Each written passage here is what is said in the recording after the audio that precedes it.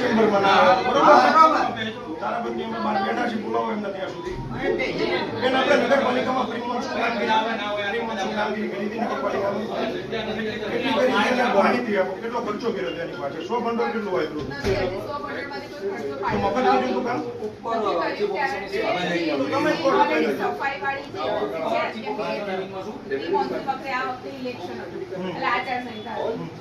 એમાં કામગીરીને આચાર સંહિતાના બેન શું લેવા દેવા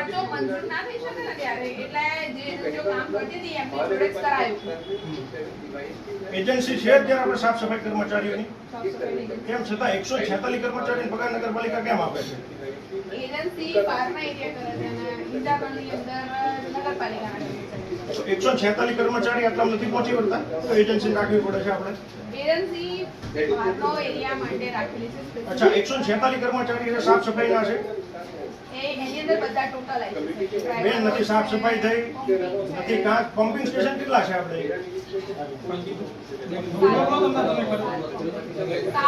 અને 3 જીયુડીસી ના છે 7 કે 13 છે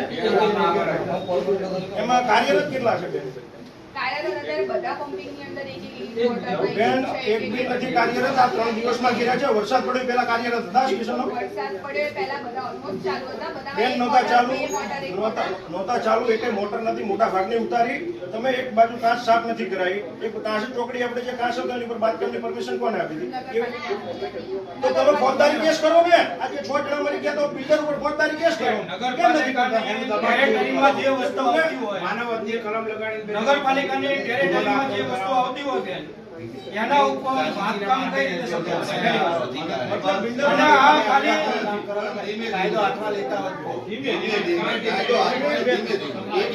અમારી સાહેબ શાંતિથી જ રજૂઆત છે અમે અમારી રજૂઆત કરીએ છીએ જે રીતે આ ખદબદની ભાજપની ભ્રષ્ટાચારી સરકાર આ ખાલી ધોળકા એકનો પ્રશ્ન નહીં આખા ગુજરાતનો આ પ્રશ્ન ચાલી રહ્યો તમે ગટર લાઈન મંજૂર કરો વિધિવતીઓને પણ બાંધકામ કરો એટલે શું સમજો પ્રજાને બધાય અરે બધાય કોણે જવાન નથી બીજી બાજુ પોલીસ પ્રશાસન જે આગેવાનો હોય એને દબાવવાની કામગીરી કરે બીજાને દબાવ કોણ ના પડે તમને પીઆઈને પીરતાઈએ છે કે પીઆઈ હતા તે તૂટ્યું બાકી કોઈની તાકાત નથી તોડવાની પીઆઈ નો વાંધો અને આ જે આજે એજન્સીઓ હોય કર્મચારીઓ હોય એ કામગીરી કરતા હોય તો અત્યારે નાગરિકોને તકલીફ છે નહીં પડે 2 મિનિટ બીજી વસ્તુ કેવી છે નગરપાલિકાના કર્મચારીઓ 2 મિનિટ અમારી છે અમારી વાત સાંભળો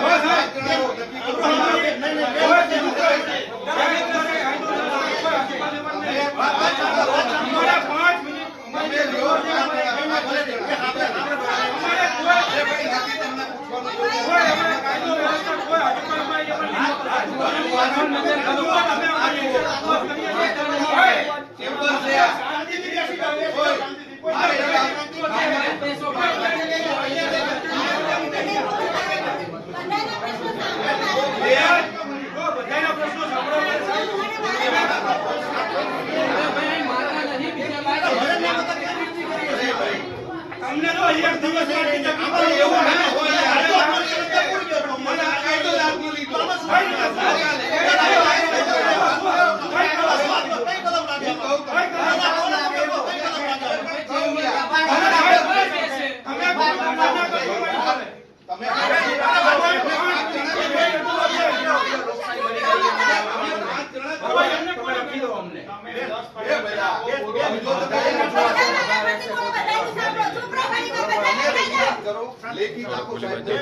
અમે લેખિત આપીએ છીએ અમે શાંતિ તમે સાહેબ કેવું એ છે કે તમે વારાફરતી કયો આ વારાફરતી અમે 5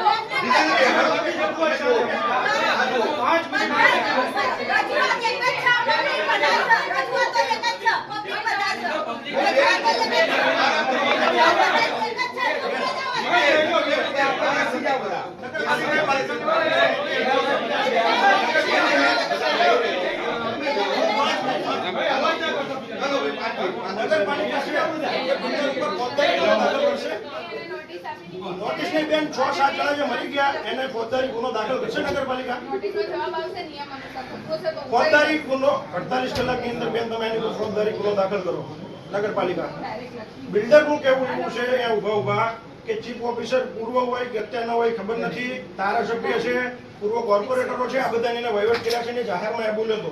આની યોગ્ય તપાસ થવી જોઈએ. જો લીધા છે તો બધા ઉપર એફઆઈઆર થવી જોઈએ, નથી લીધા તો તમે એની ઉપર એફઆઈઆર કરો. જે જાહેરમાં બોલે જ છે તો કોઈ એક માણસ તો હાથ એના બે કાંસના હિસાબે બેન આ બધા 6-7 જણા મરી ગયા, એનો જવાબદાર કોણ? આવી બધી કાંસોમાં બાંધકામો છે બેન. એ કાંસ તમે ખુલ્લી કરાવરાવો. બીજી માંગ અમારી એવી છે કે જેટલી બી એ ગ્રેડની સોસાયટીઓ છે એ બધી સી ગ્રેડમાં નાખવામાં આવે. એના 1 વર્ષના જેટલા બી રહેણાંક વિસ્તાર, બિન રહેણાંક વિસ્તાર છે એ બધાને 1 વર્ષના ટેક્સ માફ કરવામાં આવે જે પાણીથી પ્રભાવિત હતા. તમે ત્રીજા દિવસે બધાને તમે ટેક્સના મેસેજ કરી દીધા. કેમ નગરપાલિકાએ મેસેજ કર્યા?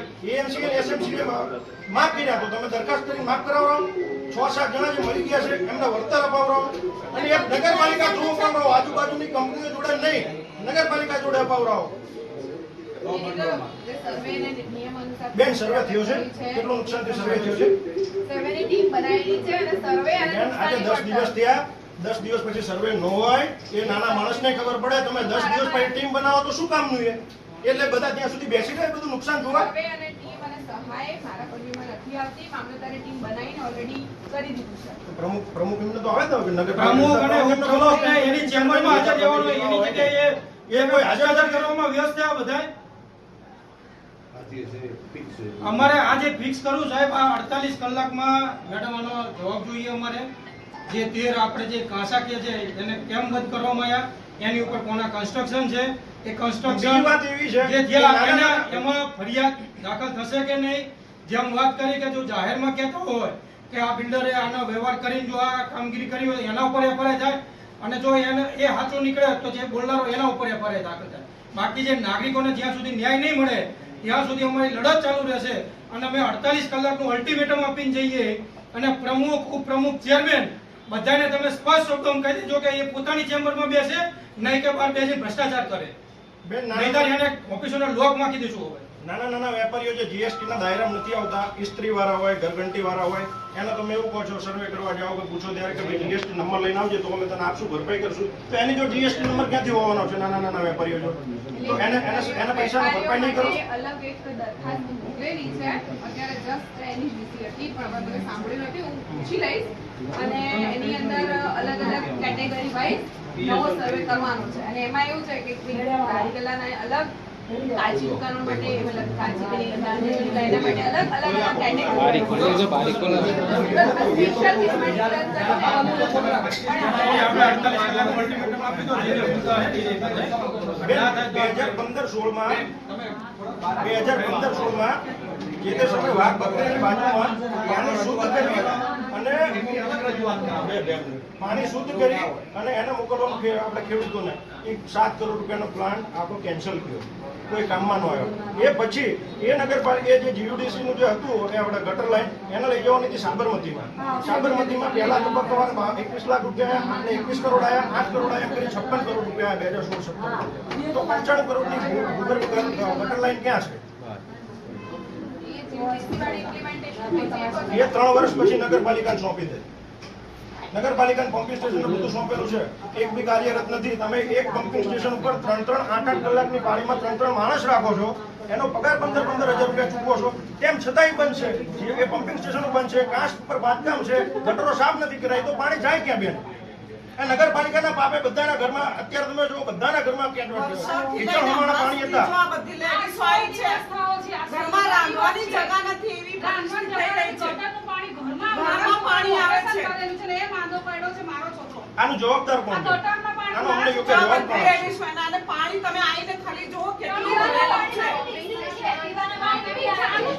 લોકોને આપણે એમ કહે છે કે ચોર છે એટલે અમે કાઉન્સિલર ચોર છે સાંભળવાનું અમારે. બેનો જવાબ કોણ છે?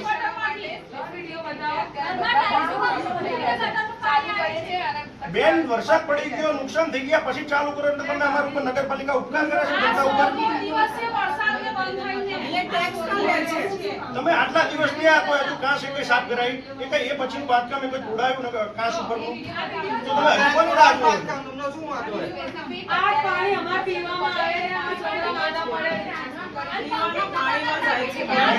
આજે 6 થી 7 જણા મરી ગયા છે, એમને વળતર તમે ક્યારે આપશો? એ નહીં વળતર તો પંપિંગ ચાલુ કરાવો જો આ ટોટલ અમારે. પાણી તમારા પ્રમુખને કહો. પંપિંગ ચાલુ ભલે મામલો પંપિંગ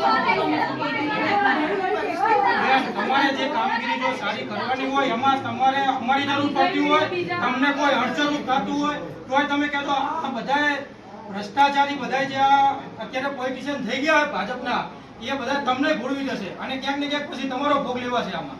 એટલે તમે સહી કરતા પહેલા 10 વખત વિચાર કરજો. અને એવું થાય જ છે, એવું થાય જ છે. બેન એક સરકારનો એન્જિનિયર છે, 2 હંગામી ધોરણના એન્જિનિયર છે, 3 એસઆઈ છે. તેમ છતાંય 8 પાસ કર્મચારીને તમે ગટરની જવાબદારી આપો. કોણ હાચવે છે ગટરનું લાઈન? કોણ કરે છે? કે એન્જિનિયર કઈ જોવા મળ્યા છે? કે એસઆઈ જોવા મળ્યા છે? કોઈને વર મોડલ તો તમે પગાર કેમ આપો છો? ટેક્સના પૈસા કેમ બરબાદ કરો છો? 48 કલાકના રિઝલ્ટ રિઝલ્ટ ન મળ્યું, FIR ન થઈ, કદાચ આમને લીધા છે તો આમની ઉપર FIR કરો, નહીતર એની ઉપર FIR કરો. ના થઈ તો નગરપાલિકાના દરેક રૂમને તારા મારી દેશું. અને અનોખો કાર્યક્રમ હશે. આ વખતે તો અનોખો કરવાનો તો નથી કર્યો, હવે આનાથી મોટો અનોખો કાર્યક્રમ હશે અને કોઈ નહીં વિચાર્યો એવો કાર્યક્રમ હશે. પ્રમુખ અને સ્ટેન્ડિંગ કમિટીના ચેરમેનને બોલો. અમે બહાર બેઠા છીએ નીચે. પ્રમુખ અને સ્ટેન્ડિંગ કમિટીના ચેરમેનને બોલો. હે બાપા હે આટલું બધું કરો તો આ લોકોને બહાર બેઠા છીએ. પાણીના મીટરના ચેરમેન. સમજાવું તમને. બહાર બેઠા છીએ. બહાર બેઠા છીએ.